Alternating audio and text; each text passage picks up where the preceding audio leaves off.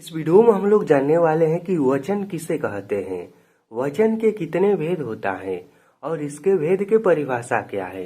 तो चलिए हम एक एक करके इन सभी को समझते हैं। तो सबसे पहले हम वचन के परिभाषा को समझते हैं। उससे पहले हम यह समझ लेते हैं कि वचन को इंग्लिश में क्या कहते हैं। तो वचन को इंग्लिश में कहा जाता है नंबर। ठीक, अब देखिए वचन का परिभाषा क्या है। तो देखिए इसका परिभाषा यह है कि संज्ञा, सर्वनाम, विशेषण या क्रिया के जिस रूप से संख्या का बोध होता है उसे वचन कहते हैं। वचन किसे कहते हैं?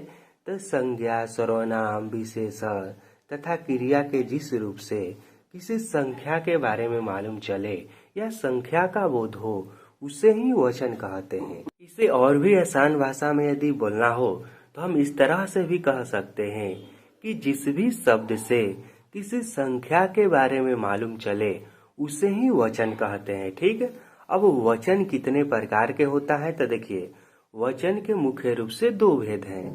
पहला है एक वचन और दूसरा है बहुवचन। ठीक, अब एक वचन क्या है? तो देखिए शब्द के जिस रूप से एक व्यक्ति या वस्तु का बोध हो उसे एक वचन कहते हैं। ठीक, एक वचन क्या है?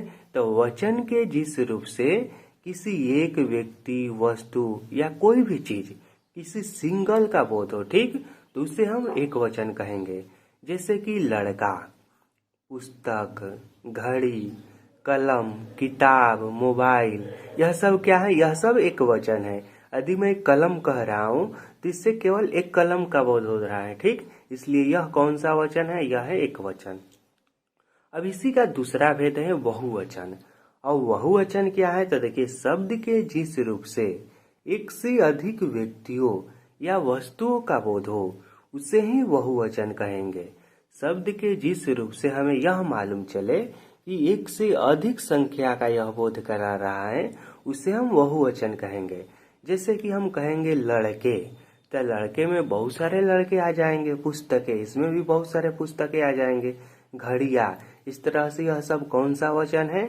यह सब है बहुवचन। ठीक, तो वचन कितने प्रकार के होता है? तो वचन दो प्रकार के होता है। एक होता है एक वचन और दूसरा होता है बहुवचन।